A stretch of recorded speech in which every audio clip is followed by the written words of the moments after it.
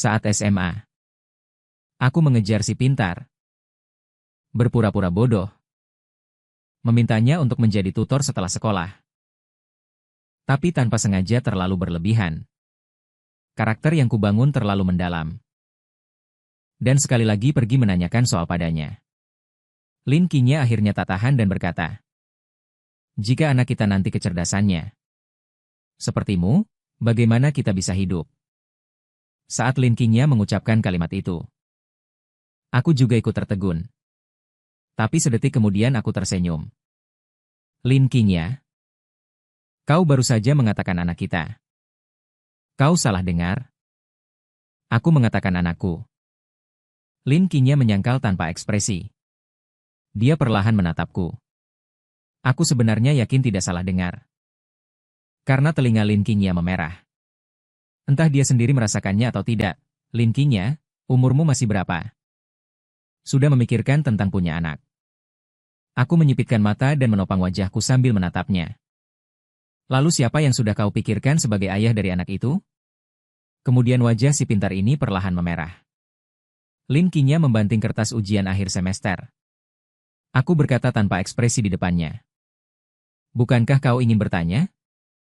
Mulai sekolah sudah kelas 3 SMA. Aku lihat sekolah apa yang bisa kau masuki nanti. Aku melihat soal-soal yang salah di kertas ujian bulanan. Terdengar di telingaku suara penjelasan Lin Qingya yang kecewa. Aku tetap tersenyum manis. Menatapnya, sesekali mengangguk. Menunjukkan bahwa aku mengerti. Sekarang adalah liburan musim panas kelas 2 SMA. Aku pindah ke SMA Huacheng pada semester kedua kelas 2 SMA di hari pertama sekolah. Para pemimpin memberikan penghargaan kepada siswa yang berprestasi di ujian akhir semester sebelumnya. Lin Qingya sebagai sesi pidato pertama. Di bawah panggung aku mendengar melalui mikrofon. Suara lembut dan merdu gadis itu, sosok di bawah matahari di atas panggung tidak terlihat jelas. Terasa agak enak didengar. Aku ditempatkan di depan Lin Qingya. Teman sebangkuku, Xing Chen, adalah seorang anak laki-laki yang sopan. Memakai kacamata berbingkai hitam. Bukunya penuh dengan catatan. Sekilas terlihat sangat bagus. Terdengar suara teman sebangku Lin Qingya dari belakang. Kak Lin, kamu terlalu hebat. Kamu mendapat 148 dari 150 dalam ujian matematika. Bukankah itu karena kelalaian kecil sehingga kamu tidak mendapat nilai sempurna? Biarkan aku melihat kertas ujianmu. Aku ingin melihat seperti apa kertas ujian yang hampir sempurna itu. Meja belajarku menunjukkan ekspresi iri. Menjelang pelajaran pertama.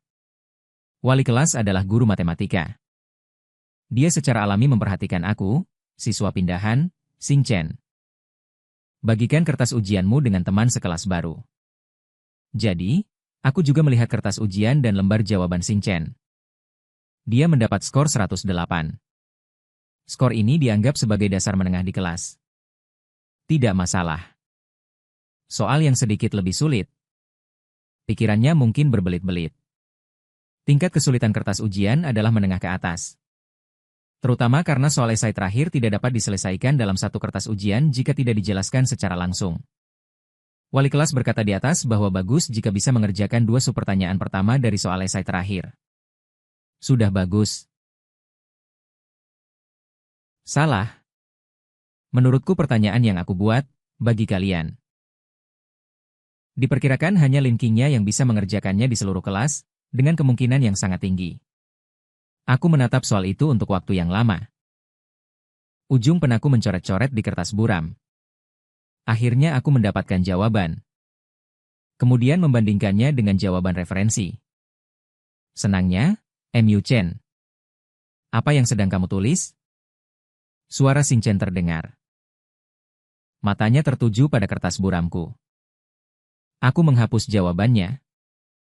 Memberinya senyum cerah. Tidak ada apa-apa. Aku mudah melamun saat pelajaran. Setelah kelas, sekelompok gadis mengerumuni tempat duduk Lin Qingya. Bagaimana cara menyelesaikan soal terakhir? Bolehkah aku melihat proses penyelesaianmu? Xing Chen sama seperti teman sekelas lainnya di sekitarnya.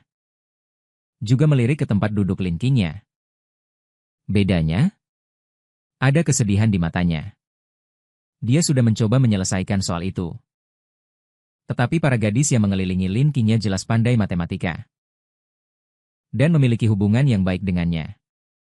Gadis-gadis itu bagaikan tembok kayu dalam kehidupan ini.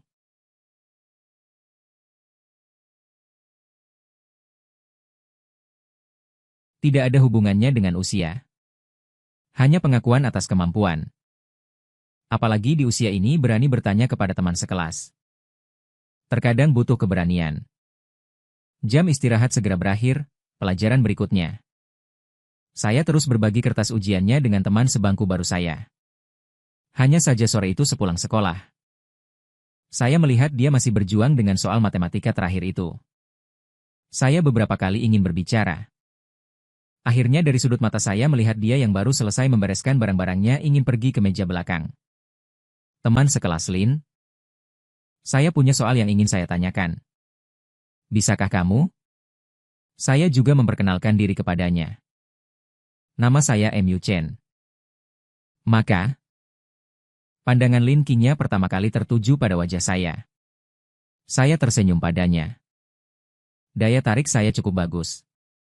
Baru masuk sekolah sudah kenal semua orang di depan, belakang, kiri, dan kanan kecuali dia.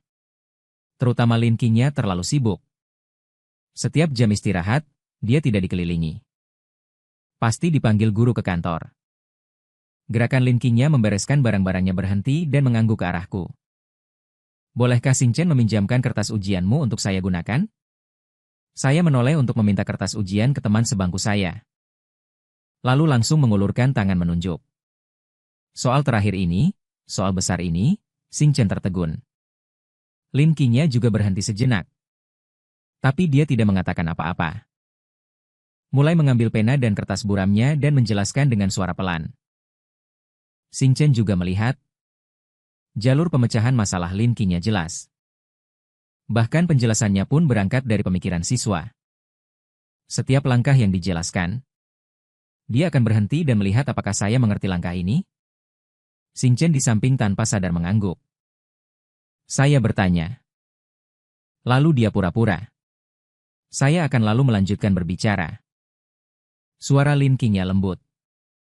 Kepribadiannya juga terlihat baik. Yang penting seperti ini. Dari dekat sangat cantik. Saya menopang dagu. Tersenyum padanya. Hingga akhirnya, Lin Qingya mendongak menatapku. Apakah kamu mengerti? Saya perlahan menggelengkan kepala dalam tatapannya. Dengan tulus berkata, maaf. Teman sekelas Lin, saya agak bodoh. Tidak mengerti. Tapi teman semeja saya sepertinya mengerti. Saya bisa bertanya padanya. Oh iya?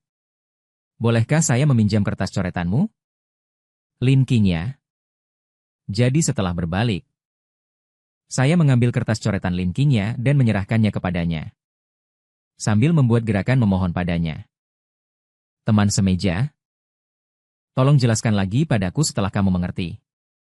Lalu Xingchen menatapku. Dengan rasa tanggung jawab yang besar. Mengangguk. Pada malam hari itu, saat istirahat belajar mandiri malam, dia langsung menangkapku untuk menjelaskan soal. Kenapa anak ini begitu jujur? Lin Qingya di belakang. Adalah dewi di hati banyak anak laki-laki. Nilainya bagus. Fitur wajahnya teratur. Dan tubuhnya sepertinya sangat mirip dengan tokoh utama wanita dalam novel kampus. Teman-teman di sekitar yang suka bergosip berkata. Seorang anak laki-laki dari kelas tertentu ditolak saat mengejarnya. Ada yang bilang dari kelas seni. Siapa yang berjudi di jalan? Surat cinta yang dia kirim ke lacinya. Yang ada tanda tangannya akan dikembalikan. Sepertinya dia memang tidak bisa dibujuk. Saya ini suka berteman. 2 minggu setelah sekolah dimulai. Hampir setiap hari saya berbalik untuk meminta bantuan Lin Qingya. Awalnya dia dengan sabar menjelaskan. Kemudian dia mungkin menyadari bahwa setiap kali saya selesai mendengarkan, saya masih tidak mengerti. Jadi dia tahu bahwa saya punya niat lain. Xingchen dengan halus mengingatkan saya. Lin Qingya tidak menyukai siapapun. Suatu sore, Saya berbalik lagi untuk bertanya padanya. Sampai semua orang di sekitar pergi. Lin Qingya berhenti. Matanya tertuju pada wajahku, Mu Chen. Soal yang mirip. Kamu sudah menanyakannya 3 kali. Apakah kamu masih belum bisa? Saya mengangguk. Lin Qingya berpikir. Setelah mempertimbangkan kata-katanya, dia berkata, dasarmu terlalu buruk. Seharusnya mulai dari yang sederhana. Jangan buang waktu di sini bersamaku. Juga, kamu selalu berbalik untuk menanyakan pertanyaan kepadaku. Orang lain akan salah paham. Aku juga akan salah paham. Setelah dia selesai berbicara beberapa detik, aku bertanya dengan suara rendah. Kamu juga menganggapku bodoh, kan? Maaf. Mengganggumu. Ah. Jangan pergi. Aku tidak menganggapmu bodoh. Kamu tidak bodoh, sungguh. Mataku berbinar. Melihatnya, sudahlah. Lain kali tanyakan pertanyaan yang lebih sederhana. Jangan menantang dasarmu sendiri. Dia sepertinya sedikit melunak. Maka dia akan tamat. Mulai hari itu, aku mulai bertanya kepadanya tentang soal-soal dasar setiap beberapa hari ketika dia punya waktu luang. Xing Chen sepertinya melihat bahwa dasarku tidak baik. Dia sesekali ingin menjelaskanku soal. Awalnya aku ingin menolak. Lagi pula niatku tidak murni. Tidak bisa membuang waktunya untuk belajar. Akibatnya, setelah Xing Chen menjelaskanku sekali, dia sepertinya juga memperjelas banyak pemikirannya sendiri. Jadi dia lebih bersemangat untuk menjelaskanku soal. Dia tampaknya secara tidak sengaja menemukan metode belajar yang cocok untuknya. Agar dia merasa lebih berprestasi. Setelah mendengarkan, aku juga akan berpura-pura mengerti sedikit. Hanya saja setiap kali hasil ujian keluar, tatapan Lin Qingya dan Xing Chen kepadaku agak frustrasi. Aku merasa bersalah kepada mereka. Untungnya, nilai Xing Chen memang meningkat. Setelah dia terbiasa menjelaskanku soal. Teman semeja Lin Qingya, An Xiu, melihatku selalu berbalik untuk bertanya kepada Lin Qingya. Jangan memilih. Bercanda denganku. Teman sekelas Mu Chen. Gurumu mencariku. Saudari Lin bertanya. Mungkinkah dia menyukainya? An Xiu adalah orang yang ceria. Semua orang di kelas sepertinya memiliki hubungan dengannya. Termasuk siswa laki-laki yang sedikit introvert. Apakah aku tersenyum padanya begitu jelas? Dia tidak menyangka aku akan begitu murah hati mengakuinya. Lin Qingya juga tidak menyangkanya. An Xiu tertegun. Dan rencana Lin Qingya tertuju pada wajahku. Setelah beberapa saat, dia ingin menolak orang lain. Bahkan mungkin sudah terbiasa. Jangan buang waktu di sini bersamaku. Aku tersenyum padanya dengan wajah ceria. Bagaimana bisa dikatakan membuang waktu? Teman sekelas Lin Qingya. Aku harus mendapatkan setidaknya 1 dari orang dan nilai. An Xiu mengacungkan jempol ke arahku di belakangnya. Setelah beberapa saat, Lin Qingya tanpa ekspresi berkata, dengan dirimu yang sekarang, kau juga belum tentu bisa mendapatkan nilainya. Dia terlihat seperti berkata, kau sangat cantik. Agar guru-guru kecilku tidak kecewa. Saat ujian akhir semester, aku sedikit meningkat. Kemudian bangga dengan peningkatan ini. Sepenuhnya mengakui hasil bimbingan Lin Qingya dan Xing Chen. Kemudian secara pribadi meminta Lin Qingya menjadi guru privatku selama liburan musim panas. Aku sudah bertanya. Lin Qingya biasanya memberikan les kepada beberapa siswa kelas rendah selama liburan musim dingin dan musim panas. Biayanya tidak tinggi. Sebagian besar waktu adalah orang tua yang akrab. Memintanya untuk membimbing pekerjaan rumah anak-anak mereka. Terkadang beberapa siswa akan bersama-sama di rumahnya untuk menemui guru Qingya. Aku menawar lebih tinggi dari mereka. Dan aku juga teman sekelasmu, bukankah akan lebih memuaskan mengajari siswa seburuk aku menjadi baik?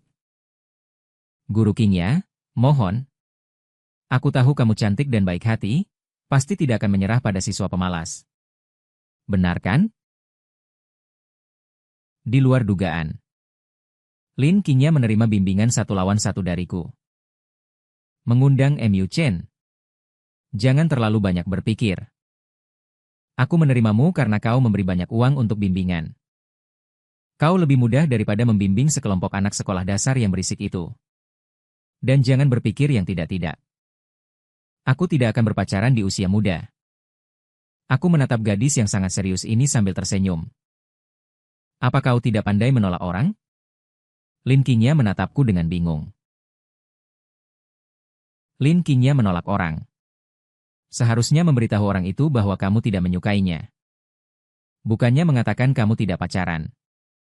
Aku menopang pipiku dan melihatnya. Jika tidak aku akan berkata. Maka aku akan menyatakan cintaku padamu setelah ujian masuk perguruan tinggi bulan Juni tahun depan. Saat itu kamu setuju. Lin Qingya sepertinya sedikit tidak tahan. Lebih menyenangkan. Sesaat kemudian, Lin Qingya dengan dingin. Aku tidak menyukaimu. Tidak masalah. Aku percaya air menetes dapat melubangi batu. Batang besi bisa menjadi jarum. Menggoda Lin Qingya adalah hal yang sangat menyenangkan. Dia terlihat cantik. Saat malu dia akan berpura-pura tenang. Sebenarnya telinganya sudah merah. Mentalitas gadis itu bisa dibilang teguh. Tapi tidak terlalu pandai menyamar. Dia sepertinya juga sedikit menyukaiku. Hari ini, Lin Qingya akhirnya tidak bisa menahan diri untuk berkata. Jika anak-anak kita nanti terlalu mirip kamu, apakah kamu masih mau hidup? Setelah dia tanpa sadar mengucapkan kata anak. Dia terdiam untuk waktu yang lama. Tampaknya sedang mencerna kekesalan di hatinya. Setelah beberapa saat, dia tiba-tiba bertanya padaku. Mu Chen, apakah kamu selalu menggoda orang seperti ini? Kenapa tidak? Aku menjawabnya dengan riang. Aku hanya menggodamu, kamu berbohong. Kalau begitu aku akan lebih teliti. Aku hanya menggoda kamu, perempuan ini, apakah boleh aku berkata begitu? Aku menatapnya lurus. Melihat alis dan matanya tersenyum. Bukankah kamu tidak percaya? Lalu kenapa kamu tidak melihatku menggoda Anshiu? Maka, Lin Qingya terdiam lagi. Sebelum terdiam, dia tidak lupa mengingatkanku. Cepat kerjakan soal, dia sudah menerima uangku. Jadi dengan rasa tanggung jawab yang tinggi meningkatkan nilaiku. Dianggap sebagai hal yang penting. Sangat bertanggung jawab. Setiap hari dia memberiku daftar rencana belajar. Berinisiatif mengirimiku pesan. Bukankah ini bisa dianggap sebagai cara untuk membina hubungan? Sekolah menyediakan ruang kelas kosong untuk siswa kelas 11 yang akan naik ke kelas 12 untuk belajar mandiri. Selain itu, ruang belajar perpustakaan juga dibuka. Agar tidak mengganggu orang lain. Aku dan Lin Qingya. Sebagian besar waktu kami mencoba memesan terlebih dahulu. Kamar pribadi perpustakaan. Ruang belajar. Setiap hari saat aku mengerjakan soal. Dia juga mengerjakan soal di sampingku. Bedanya aku mengerjakan soal dasar. Dia mengerjakan soal kompetisi. Sesekali melirikku dan menghela napas. Mu Chen. Kamu tiba-tiba memanggilku. Aku mengembalikan setengah uangmu lalu keluar. Jangan bilang aku pernah membimbingmu. Dia bilang aku akan membuat reputasinya hancur di dunia pendidikan. Itu tidak bisa. Dengan tegas aku menolaknya, Qingya. Seorang guru tetaplah guru selamanya. Selamanya adalah guru. Wajar jika aku dan dia masuk dan keluar berpasangan seperti ini. Banyak juga siswa yang kembali ke sekolah untuk belajar mandiri selama liburan musim panas melihatnya, sehingga hubunganku dengannya menjadi tidak jelas. Bahkan Anshiu diam-diam mengacungkan jempol padaku. Aku berbagi gosip kami dengan Lin Qingya. Guru Qingya, apakah perlu aku mengklarifikasi ini secara khusus? Lin Qingya menatapku. Jika kamu bisa meningkat ke peringkat 100 besar di kelas 12. Aku bersedia. Menjadi tokoh utama wanita dalam gosip ini. Dia cukup humoris. Aku tertawa lama. Hadiah ini terlalu menarik. Kalau aku mendapat peringkat 10 besar, Apakah gosipnya bisa jadi kenyataan? Dia menatap wajahku. Lihat baik-baik, jangan menyombongkan diri. Buktikan dulu baru bicara. Bulan Agustus, aku datang ke sekolah seperti biasa untuk belajar mandiri. Belum juga masuk gerbang sekolah. Aku sudah melihat sosok luar biasa di depan pintu. Langkahku terhenti. Baru berbalik. Aku sudah mendengar seseorang memanggil namaku. MU Chen terpaksa. Aku berbalik menghampiri wanita parubaya itu. Pakaian yang dikenakannya terlihat sangat kaya dan terhormat. Apalagi mobil mewahnya yang bernilai jutaan. Bu. Aku tanpa ekspresi. Memanggil? Kamu masih ingat aku ibumu? Dia menatapku dengan wajah tidak senang. Ada apa? Pamanmu ulang tahun hari ini. Berpikir seluruh keluarga makan bersama. Kamu juga bertemu adik laki-lakimu? Kedua bersaudara memupuk perasaan. Aku menarik sudut mulutku. Bu. Kamu benar-benar menarik. Aku ingat ayahku hanya punya satu anak laki-laki. Aku anak tunggal. Dari mana adik laki-laki? Dia menunjukku menahan amarah. Aku dan adikmu adalah orang-orang yang berhubungan darah denganmu di dunia ini. Paman QMU setidaknya adalah seorang yang lebih tua. Kamu pergi untuk merayakan ulang tahunnya. Kenapa seorang pria muda? Kapan dia menjadi lebih tua dariku? Aku menatapnya lurus. Kenapa kamu pikir aku masih kecil saat itu? Dan melupakan segalanya. Kamu dan dia ditangkap ayahku di ranjang. Perlu aku ingatkan lagi? Belum selesai bicara. Sebuah tamparan keras membuat wajahku bergeser ke samping. Kapan urusan orang dewasa menjadi giliranmu untuk bergosip? Dia seperti diinjak ekornya. Melihatku di titik ini, gerbang sekolah sepi. Tapi tidak sepenuhnya ada siswa yang lewat. Menatapku dan dia dengan tatapan heran. Aku mencibir berani melakukannya. Masih takut dikatakan orang. Jika kamu bersedia bercerai saat itu. Aku masih tinggi. Melihatmu sekilas, menyeret tubuh ayahku yang tidak kuat untuk membagi warisannya. Bukankah itu kamu? Mengambil uang ayahku dan bersenang-senang dengan pria muda masih belum cukup. Sekarang berbicara tentang hubungan keluarga denganku. Apakah kamu sendiri percaya? Tangannya terangkat lagi. Aku tidak sebodoh itu. Bisa membiarkannya memukul lagi. Aku hanya sebelum aku bergerak. Seseorang menahan tangan Su Mengyao dan berdiri di depanku. Apa yang ingin kamu lakukan di gerbang sekolah? Suara Lin Qingya terdengar dingin. Su Mengyao mengerutkan kening melihat Lin Qingya yang menghalangi jalanku. Aku ibunya? Aku mendidik anakku sendiri. Apa urusanmu? Lin Qingya menoleh dan menatapku. Tidak tahu apa yang dipikirkannya. Lalu berbalik dan berkata, kamu bilang kamu ibunya. Siapa tahu kamu benar atau palsu. Wanita itu melihat Lin Qingya lagi dan lagi. Aku memarahimu karena kamu bukan bahan untuk belajar. Kamu masih berpacaran di sekolah. Bagaimanapun juga aku ibumu. Di usia muda sudah berpikir untuk mengenal wanita yang tidak jelas seperti ini. Cepat atau lambat kamu akan menyesal. Dia berkata dengan sedih. Aku menyuruhmu pulang dan membina hubungan dengan adikmu. Apakah aku melakukan kesalahan? Apa kamu pikir kamu bisa menjaga apa yang ditinggalkan keluargamu hanya dengan dirimu sendiri? HMPH. Apakah membina hubungan? Atau memikirkan hal lain, kamu tahu sendiri? Aku masih tanpa ekspresi. Aku tidak punya adik laki-laki. Wanita itu akhirnya tidak tahan dan bergerak lagi. Kamu ikut aku pulang. Lin Qingya masih menghalangi jalanku. Jika kamu mendekat lagi, aku akan memanggil satpam sekolah.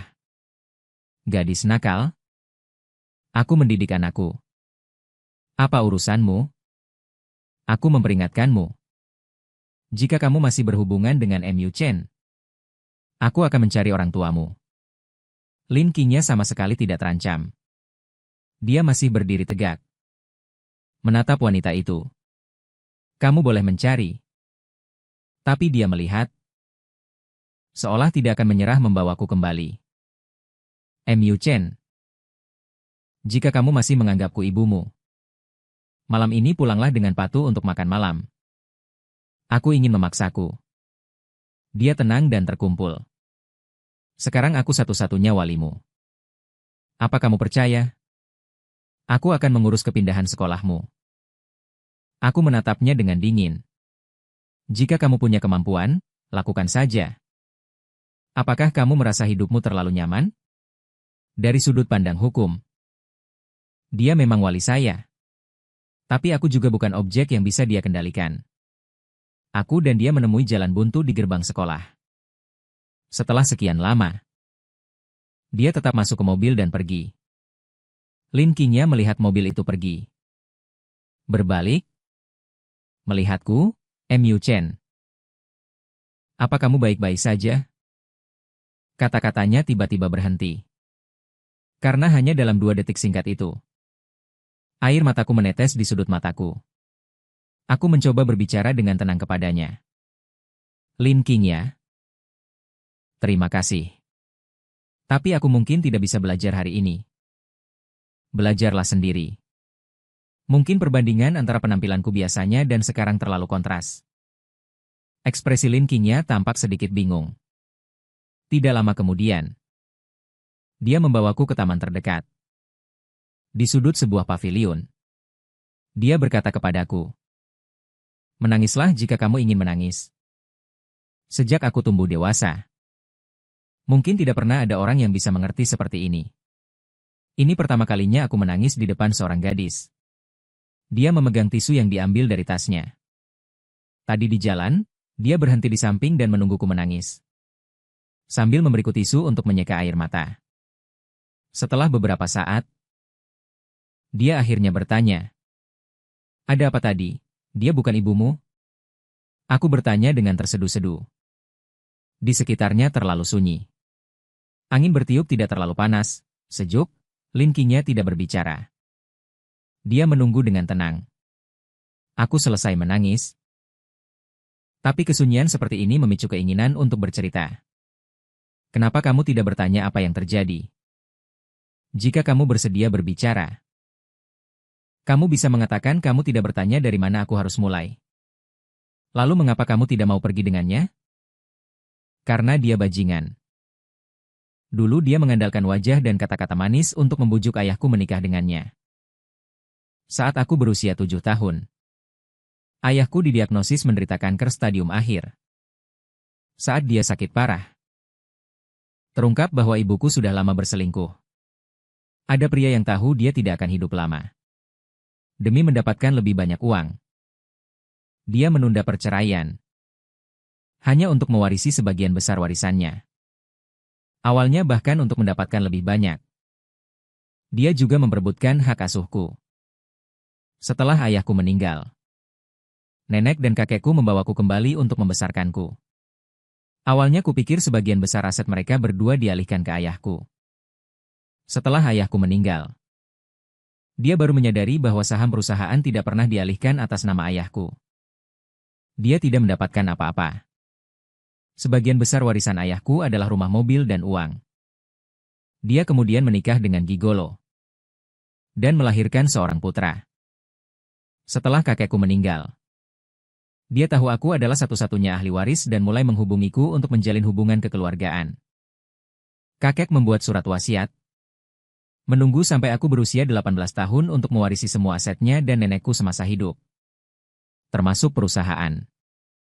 Sampai di sini, nada bicaraku berhenti sejenak.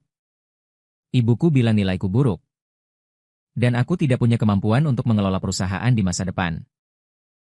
Dia ingin aku melatih putranya untuk membantuku di masa depan.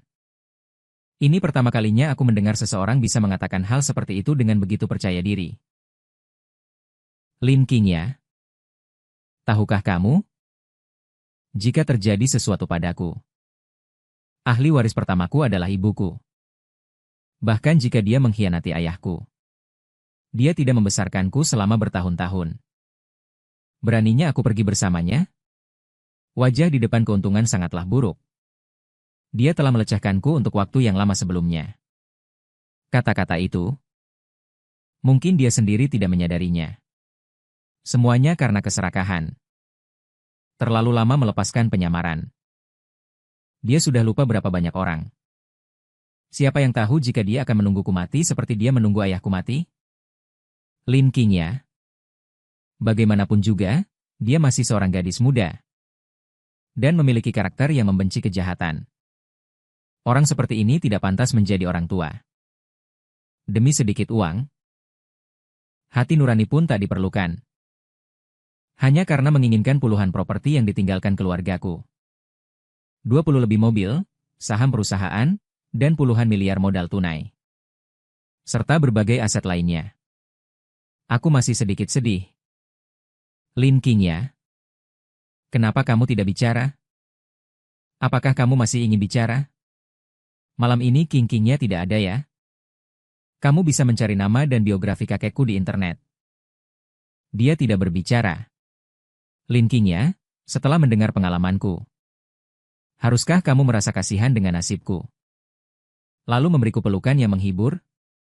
Suasana kembali hening. Dia menghela napas. Sekarang aku malah merasa kasihan pada diriku sendiri. Namun sesaat kemudian, dia bertanya lagi. Lalu bagaimana kamu bisa bersekolah di SMA Huacheng nomor 1? Ceritanya panjang. Aku menopang pipiku. Namun terutama karena sebelum kakekku meninggal. Dia meminta paman kepala sekolah untuk menjagaku. Pandangan dunia Lin Qingya tampaknya mengalami guncangan. Ada apa denganmu? Lin Qingya tanpa ekspresi. Kamu tidak apa-apa. Hanya saja tidak menyangka tuan muda ada di dekatku. Aku harus menghapus aplikasi novel sesekali. Kata-katanya membuatku tertawa. Air mata yang menggantung di wajahku ikut jatuh. Terlihat seperti tertawa dan menangis sekaligus. Ternyata siswa teladan juga membaca novel ya. Aku juga punya kegiatan hiburan. Kata Lin Qingya. Dia memberiku selembar tisu lagi. Kamu tadi sudah membantuku menghapus air mata. Kenapa sekarang tidak mau membantu lagi? Lin Qingya menatapku. Beberapa saat kemudian kamu. Seharusnya sedikit waspada terhadap orang lain. Tidak takut orang lain menginginkan uangmu. Apakah kamu menginginkannya? Tanyaku dengan cepat menambahkan. Aku benar-benar punya banyak uang. Apakah kamu belum mengambil pelajaran dari ibumu? Lin Qingya dengan tenang. Jangan mudah berbuat baik pada wanita miskin. Jangan biarkan orang lain tahu kalau kamu punya uang dengan mudah. Kamu miskin? Dibandingkan denganmu. Aku sangat miskin. Tetapi karakter orang tidak bisa diukur dengan uang. Aku menatapnya dengan tatapan lurus, dia punya uang. Tidak semua orang baik. Aku juga belum tentu orang baik. Mungkin aku menipumu. Kata-kata tadi mungkin juga karanganku. Apakah kamu percaya semuanya? Suara Lin Qingya tertiup angin musim panas ke telingaku. Bahkan jika kamu menipuku. Tapi kesedihanmu itu nyata. Dia ini memang cocok untuk pacaran. Lin Qingya menemaniku duduk di taman sepanjang sore. Memanfaatkan suasana yang tepat. Aku bertanya padanya. Bagaimana kalau kamu menyukaiku saja? Kalau pacaran, aku akan baik padamu. Akan menghabiskan banyak uang untukmu. Ayahku pernah bilang kalau menyukai seseorang, akan ingin memberikan banyak hal baik kepada orang itu. Seperti dia dulu terhadap wanita itu, seperti terhadapku.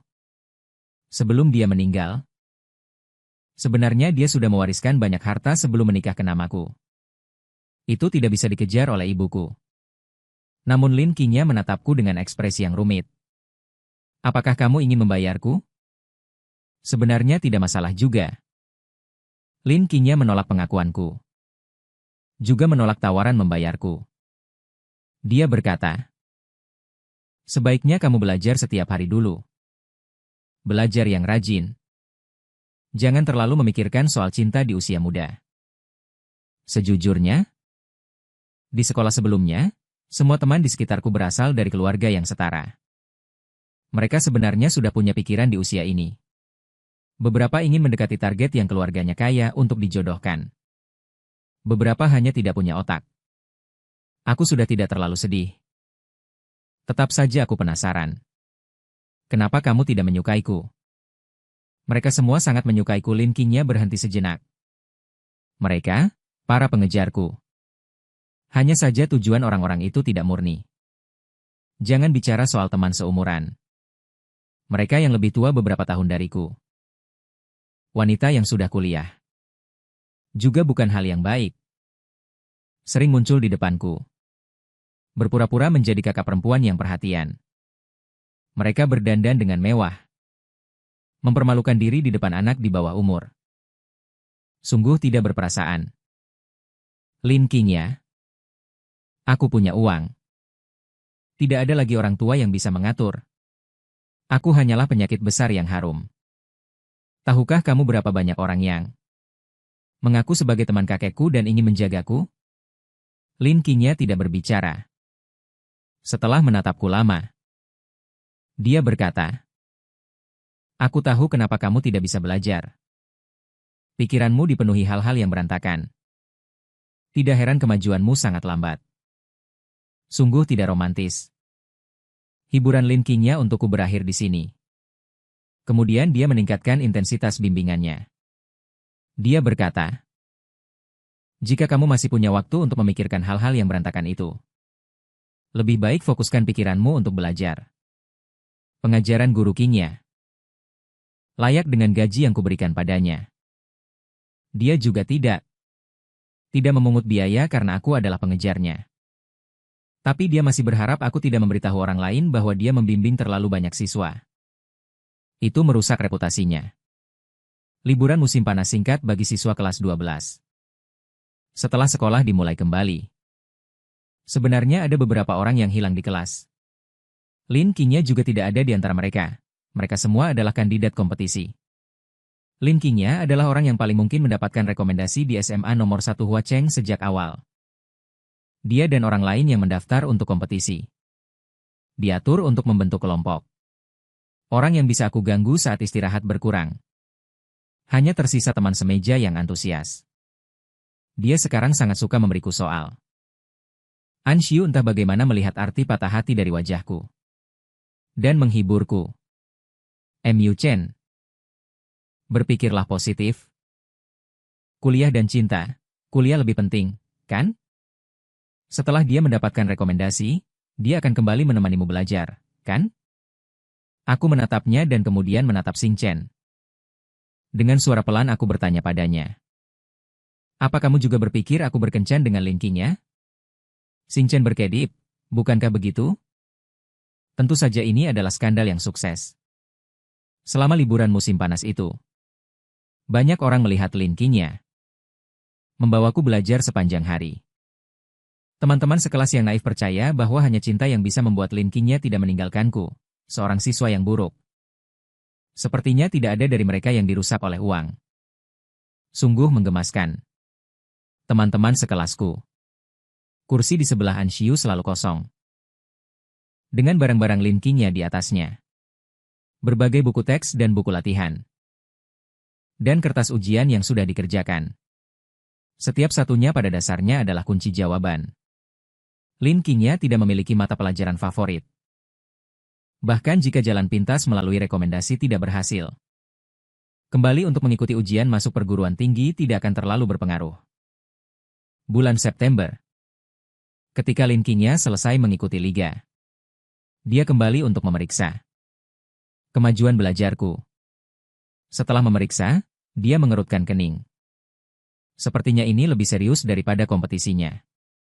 Aku membuat rencana untukmu. Jika nilaimu bisa mencapai skor ini sebelum ujian masuk perguruan tinggi. Dia menulis angka di kertas buram. Maka kamu memiliki kesempatan untuk mendaftar ke beberapa sekolah ini. Aku melirik. Dia menyebutkan sekolah-sekolah itu sambil mengangkat alis. Semua sekolah ini tanpa kecuali adalah universitas yang kemungkinan besar akan dia masuki di masa depan. Di kota yang sama. Mengapa hanya universitas yang luar biasa? Aku menatapnya sambil tersenyum. Lin Qingya. Tidak menjawab pertanyaanku. Belajar dengan giat. Masa-masa di kelas 3 SMA ini memang agak sulit. Hampir setiap kali hasil ujian keluar, akan ada orang yang hancur, menangis. Di bawah tekanan, langit di atas kepala tampak dipenuhi awan gelap. Nilaiku meningkat dengan stabil. Ketika bintang sekelas berhasil masuk peringkat 50 besar di kelas, nilaiku juga masuk ke peringkat 200 besar. Bintang tampak sangat senang. Jadi dia lebih termotivasi untuk menjelaskan soal-soal kepadaku. Suatu hari aku bertanya padanya, "Kamu begitu aktif menjelaskanku soal? Bagaimana jika suatu hari nilaiku melampaui kamu?" Anshiu tertawa ketika mendengarnya di belakang. Aku berkata, "Mu Chen, aku harus mengatakan bahwa kamu memiliki ambisi. Bukan hanya Lin Jie kami yang kau taklukkan. Sekarang nilainya sudah masuk 50 besar. Setara, belajar dengan giat, dan meningkatkan nilai. Jauh lebih sulit daripada pacaran." Anshiu. Nilai siswi ini sebenarnya tidak buruk. Selalu masuk 20 besar, hanya saja dia tidak mau mengerjakan soal kompetisi. Hanya ingin jujur mengikuti ujian masuk perguruan tinggi. Dan masuk ke Universitas 985. Aku tidak mengklarifikasi rumor itu. Lin Qingya juga tidak mengklarifikasi. Aku tidak peduli. Xing Chen tersenyum dan berkata padaku, "Jika kau bisa melebihi aku, itu bagus sekali. Itu membuktikan bahwa kau sangat pintar. Sekarang aku hanya membandingkan diri dengan diriku sendiri, tidak dengan orang lain." Mentalitas anak ini sudah sangat baik. Dia juga mengajakku jalan-jalan di akhir pekan. Dan ingin berteman baik denganku.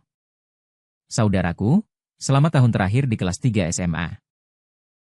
Wanita itu juga datang menggangguku, alasannya sangat sederhana. Aku sudah dewasa. November. Aku sepenuhnya mewarisi semua warisan yang ditinggalkan kakek. Dan menjadi miliarder kecil yang sesungguhnya. Wanita itu tidak tahu apa saja yang kuwarisi. Tapi dia tahu bahwa dia punya saudara sedarah. Dan ingin meminta uang dan sumber daya dariku. Di saat yang sama, dia tampaknya sangat memperhatikan nilaiku. Tapi dia tiba-tiba menjadi seperti ibu yang penyayang. Berkata padaku, "Tidak apa-apa jika nilai ujian masuk perguruan tinggimu tidak bagus. Kau bisa mendaftar ke sekolah di luar negeri."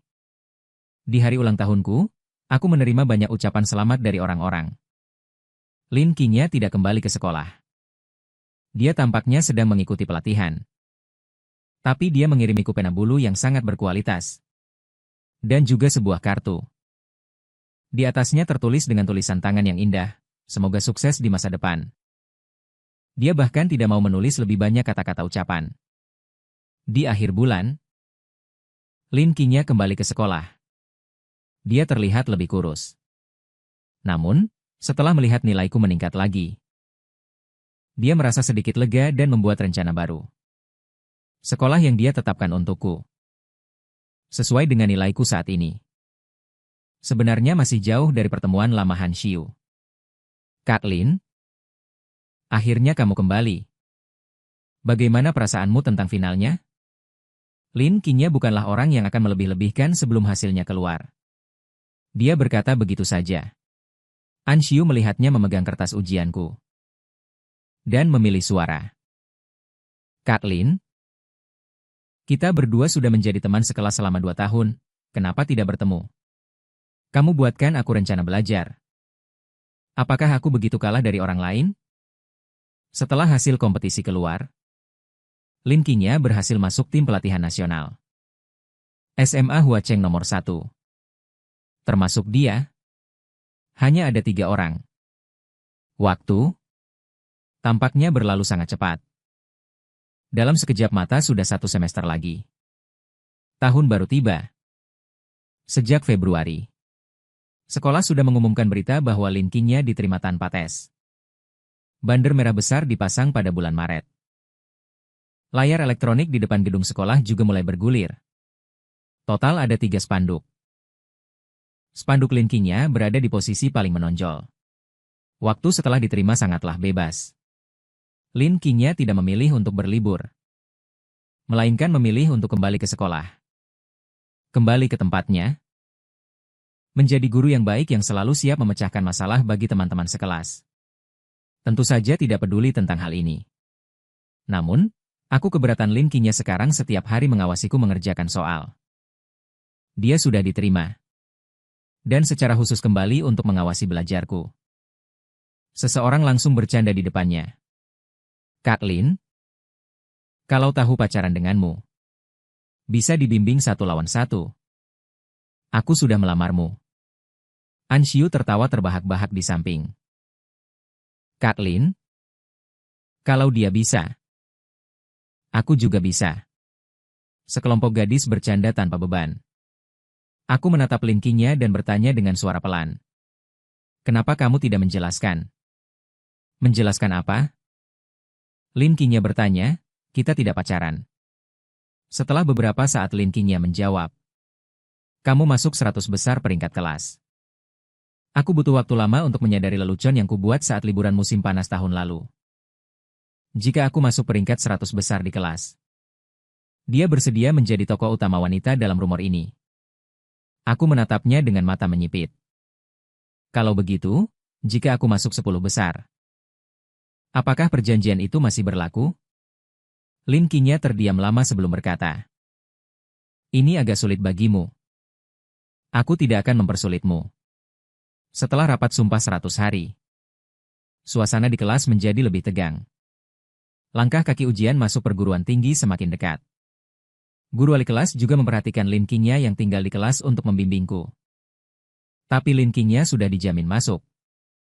Dan nilaiku telah mencapai kemajuan besar. Jadi dia menutup mata. Mungkin itu juga karena dia ingin menghubungi orang tuaku. Suara kepala sekolah terdengar di ujung telepon. Paman kepala sekolah dipercayakan oleh kakek. Adalah waliku selama sisa waktu SMA. Waktu 2 bulan lebih akan segera tiba. Seolah dalam sekejap mata melangkah ke depan ruang ujian masuk perguruan tinggi. Sekelompok orang datang untuk menjabat tangan Lin Qingya. Dewa pembelajaran. Mohon biarkan aku mendapatkan sedikit keberuntungan. Awalnya hanya gadis-gadis yang memiliki hubungan baik dengan Lin Qingya yang menjabat tangannya. Tetapi di hadapan godaan ujian masuk perguruan tinggi, bahkan gadis yang paling introvert di kelas pun mengantre untuk berjabat tangan.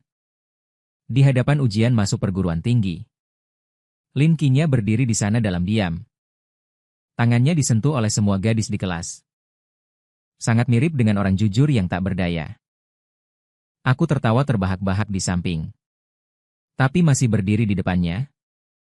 Giliran aku. Lin Qingya berhenti sejenak. Tapi masih tidak melawan.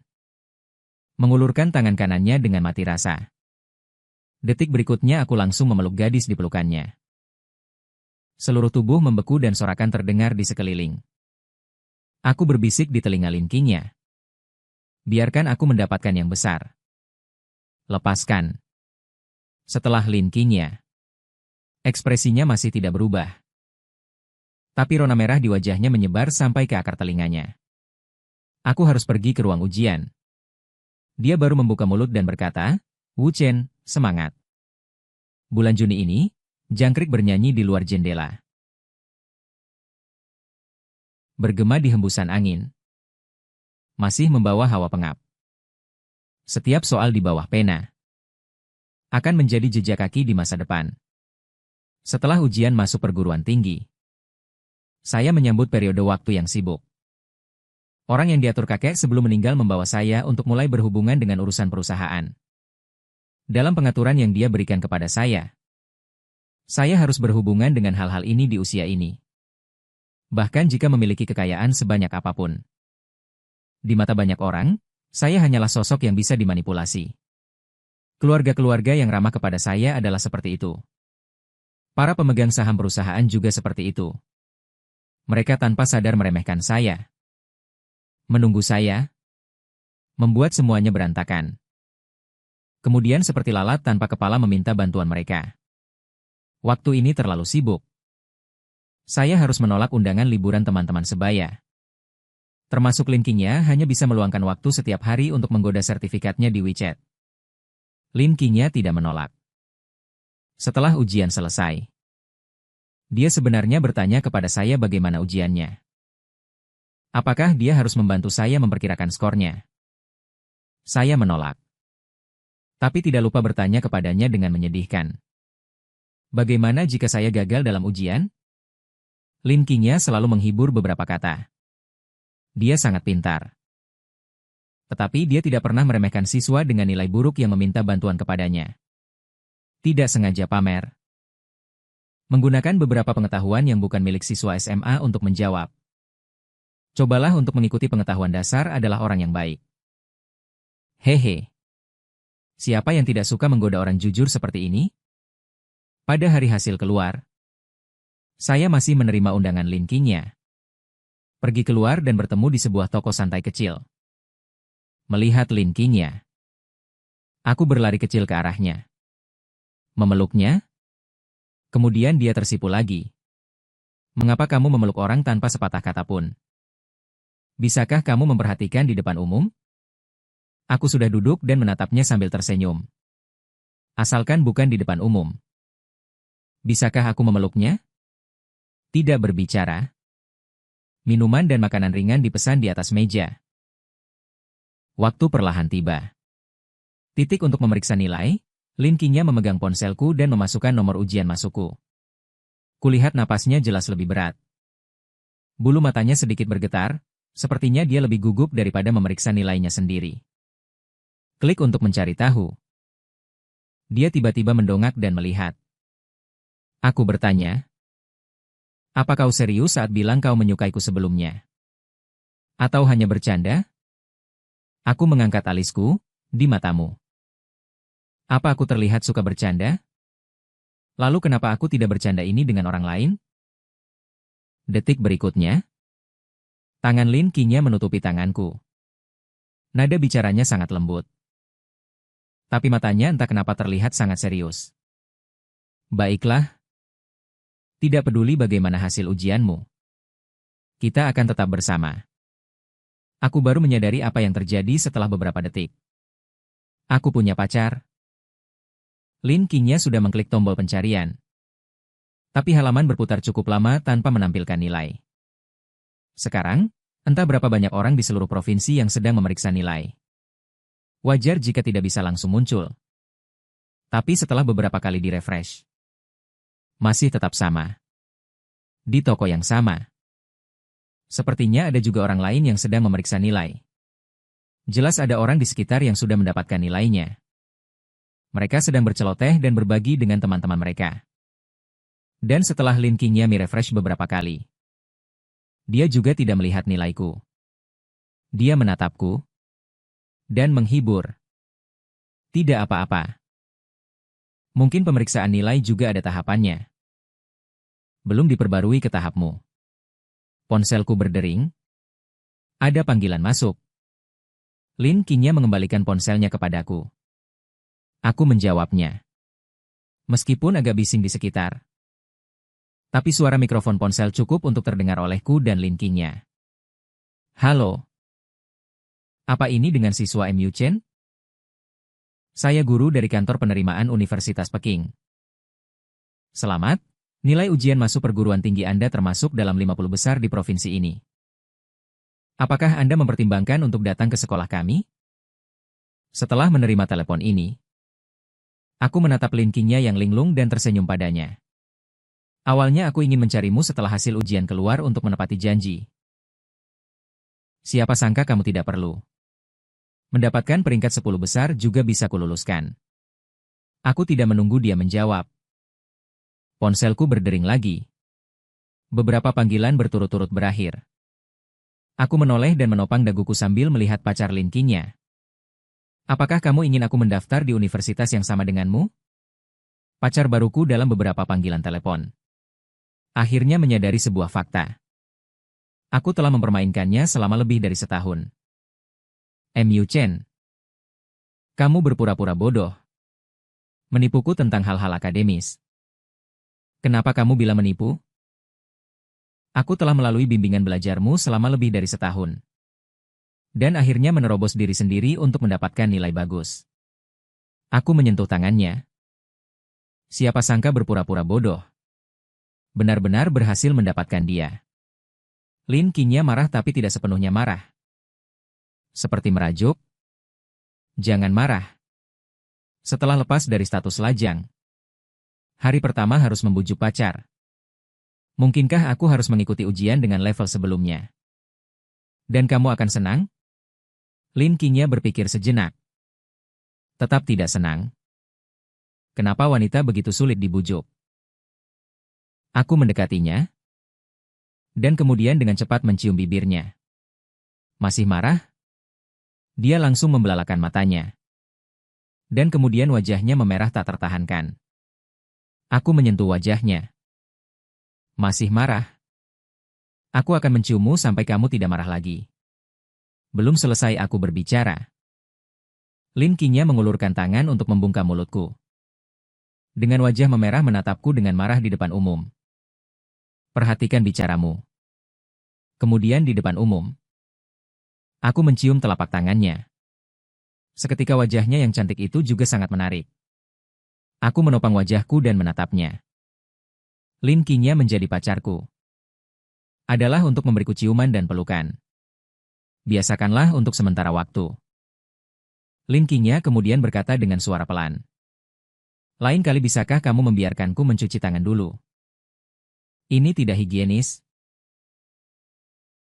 Dia sangat lucu. Saya bukan yang terbaik di Huacheng nomor 1 high school. Tetapi di tempat kedua, 2 dari 50 besar provinsi berasal dari Huacheng nomor 1 high school.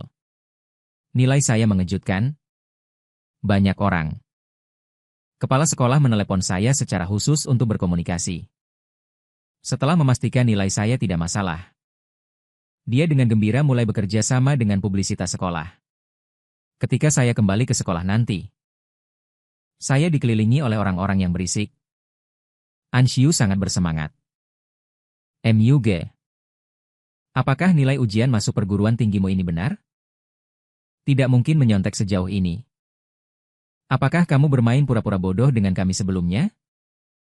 Anshiu tampil sangat baik dalam ujian masuk perguruan tinggi. Cukup untuk mengisi universitas yang diinginkan. Adapun teman semeja saya, Xing Chen. Nilainya di tahun terakhir SMA. Kemajuan juga sangat cepat. Performa luar biasa. Tidak terkecuali. Juga bisa masuk universitas yang diinginkan. Hanya saja dia menatapku dengan mata berbinar. MU Chen. Kamu hebat. Puji aku. Maaf. Lumayan. Anshiu di belakang masih bergosip. Tapi dia bergosip dengan teman semejanya. Kak Lin, bagaimana kamu mengajar? Mengajar Qingya dengan nilai 700. Guru baru-baru ini mengalami kemunduran dalam pendidikan. Bahkan jika saya mengatakan bahwa rencana belajar yang dia buat untuk saya sangat berguna, dia tidak percaya. Media lokal memperhatikan nilai saya sebelum ujian masuk perguruan tinggi. Segera mempublikasikan kuda hitam dari Huacheng nomor 1 high school. Yaitu, saya dihubungi oleh beberapa media untuk sementara waktu. Ingin mewawancarai saya. Saat itu saya sedang belajar tentang karir di perusahaan startup. Sambil sibuk berkencan, wawancara yang disebut ini membuatku bingung. Segera saya tidak tahu dari mana media mengetahuinya. Saya punya pacar yang sudah dijamin masuk. Jadi fokusnya berubah menjadi pasangan kutu buku. Orang yang dilecehkan oleh wawancara berubah dari 1 menjadi 2, nomor telepon Lin Qingya. Tidak tahu bagaimana bocor. Suatu hari aku makan dengannya. Seseorang meneleponnya dan bertanya, "Halo teman sekelas Lin. Kudengar kau dan teman sekelas MU Chen seperti sepasang kekasih. Dan di bawah bantuanmu, kau menyelesaikan kebangkitan dari peringkat terakhir di kelas hingga 5 besar di provinsi. Bisakah kau berbagi pengalaman membimbingmu?" Tidak menerima wawancara. Terima kasih. Dia menatapku dengan sedih. Seolah-olah aku memikul beban yang sulit dijelaskan. Terlalu imut? Qingya. Guru. Agustus. Pada hari aku mengalami kecelakaan mobil itu. Pengemudi mengendarai mobil model lama dengan normal. Langsung di jalan. Tiba-tiba menabrak, pengemudi membanting setir pada saat itu. Ini adalah masalah sesaat. Aku melihat dengan mata kepala sendiri mobil itu meleset dari bagian depan mobil yang kutumpangi. Langsung menabrak pagar pembatas jalan. Aku bertahan sampai ambulans tiba sebelum kehilangan kesadaran. Ketika aku bangun, di samping tempat tidur rumah sakit duduk asistenku dan pacarku Linkinya. Setelah melihatku bangun, dia segera memanggil dokter. Samar-samar aku bisa mendengar seseorang berteriak. Aku ibunya, kenapa aku tidak diizinkan masuk dan menemui putraku? Aku berhak tahu. Luka putranya adalah suara wanita itu.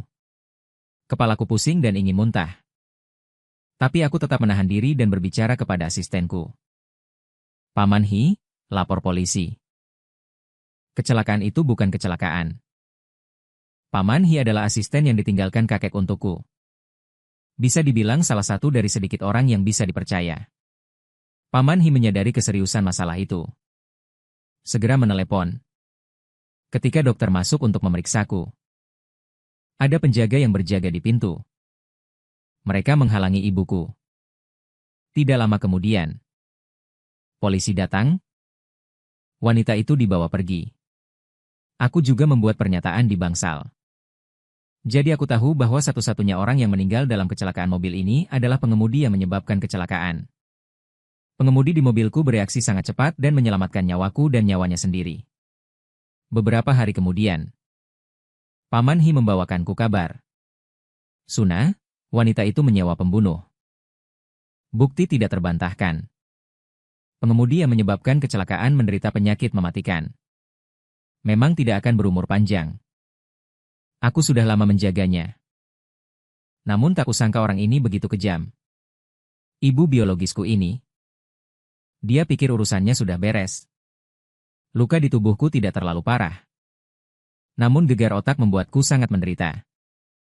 Linkinya merawatku di rumah sakit selama beberapa hari. Akhirnya aku bisa beristirahat dengan baik. Sial. Sambil menyentuh telapak tangannya di bahunya, aku berkata dengan trauma. Kingya, aku hampir tidak bisa bertemu denganmu lagi, tetapi beberapa hari ini membuatku merasa ketakutan. Lin Kingya bergumam. Manis sekali. Setelah aku keluar dari rumah sakit, aku bertemu dengan suami wanita itu. Dia menarik putranya dan berlutut memohon padaku. Memohon padaku untuk memaafkannya. Ibu kandung satu kuda penggembala debu. Itu ibumu? Tegakah kau mengirimnya ke penjara? Adikmu masih kecil. Bagaimana kami berdua akan hidup nanti? Aku menyunggingkan bibir. Ketika dia ingin membunuhku. Apakah dia pernah berpikir bahwa aku adalah putranya? Di dunia ini, sebab dan akibat memiliki aturannya masing-masing. Namun, aku tetap menemui wanita itu. Bertemu di balik kaca. Dia menceritakan banyak hal tentang masa kecil. Seolah tak bosan ingin mendapatkan simpati dariku. Dia meminta maaf. Dan juga bertobat. Akhirnya aku berbicara. Dulu, ayahku selalu rutin melakukan pemeriksaan kesehatan setiap tahun. Sebelum dia didiagnosis menderita kanker stadium akhir. Laporan pemeriksaan 2 tahun itu kau yang ambil. Kau bilang dia sangat sehat, kan? Kemudian aku mencari laporan pemeriksaan ayahku. Laporan pemeriksaan 2 tahun itu hilang. Namun, pihak ayah masih bisa memeriksanya dengan sedikit usaha. Ekspresi wajah wanita itu membeku. Dia mungkin sudah menyadari bahwa tidak ada ruang untuk berbalik dalam masalah ini. Waktunya sudah lama berlalu. Sudah tidak mungkin untuk membuktikan. Ayahku saat itu tidak pernah melihat laporan pemeriksaan. Dia sama sekali tidak tahu tentang kondisi tubuhnya. Namun, setahun sebelum didiagnosis menderita stadium akhir. Jika bukan karena wanita itu sengaja menyembunyikannya, tidak akan sampai stadium akhir. Wanita ini adalah pembunuh ayahku. Kesempatan untuk mengirimnya masuk. Aku sudah menunggu lama. Kehidupan kuliah dimulai. Aku dan Lin Kingya berada di universitas yang sama tetapi jurusan yang berbeda. Kecerdasannya berlanjut hingga kuliah. Dan segera memenangkan penghargaan di berbagai kompetisi. Dan karena wajah itu sangat populer, aku juga punya pengagum baru. Karena aku dan pacarku terlalu sibuk. Saat aku menolak, aku berkata, aku sudah punya pacar. Orang-orang masih tidak percaya. Sampai Lin Qingya berlari. Dan bermanja-manja denganku selama sebulan. Hadiah pertamanya untukku adalah jam tangan yang dibeli dari beasiswa. Lin Qingya berkata, lihat apakah kamu menyukainya. Gadis yang belum sepenuhnya lepas dari keluarganya. Menghabiskan banyak uang dalam hubungan pertama. Aku melihat jam tangan yang dia pakaikan di pergelangan tanganku.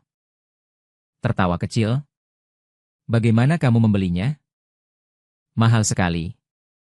Kamu tidak punya banyak uang di brankasmu. Takut apa? Aku akan menghasilkan uang nanti. Dan membelikanmu yang lebih baik. Lin Qingya berkata. Sebuah kalimat yang sering diucapkan kebanyakan orang selama pacaran. Perbedaannya adalah beberapa hanya janji palsu. Tetapi dia serius. Saat ini aku tersenyum. Benarkah? Aku sangat tersentuh. Apa yang harus kulakukan jika aku ingin menciummu? Sebenarnya kamu hanya ingin menciumku saja, kan?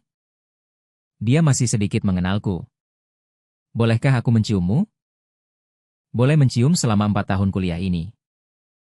Aku bolak-balik antara sekolah dan perusahaan. Dan akhirnya pantas dipanggil Tuan MU sebelum lulus kuliah.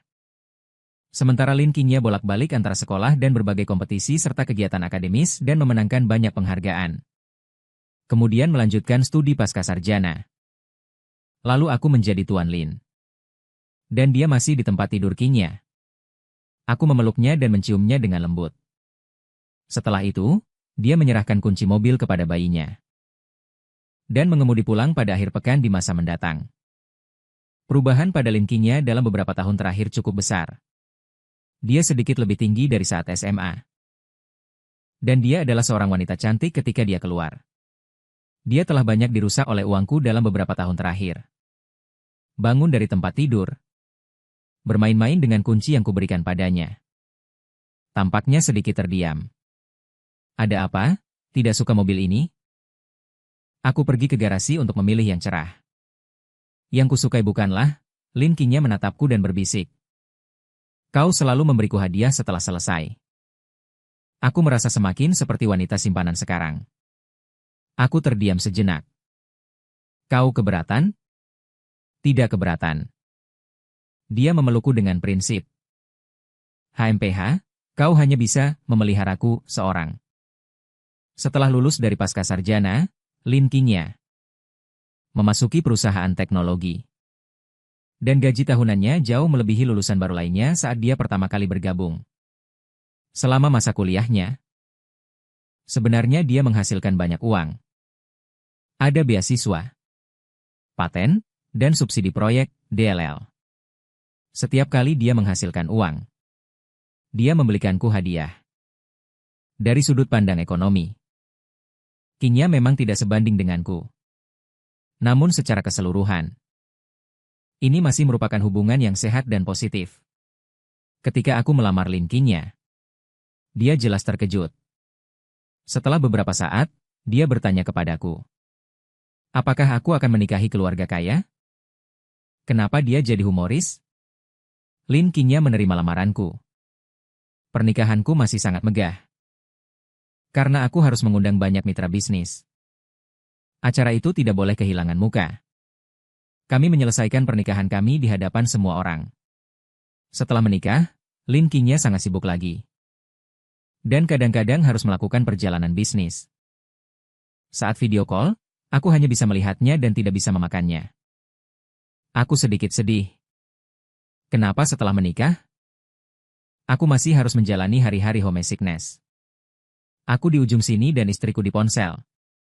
Lin Qingya tertawa. 2 hari lagi aku akan kembali. Apakah aku bisa memakai seragam saat itu? Aku dengan penuh harap melihat Lin Qingya. Orang ini punya sedikit batasan. Tapi sepertinya batasannya bisa mundur.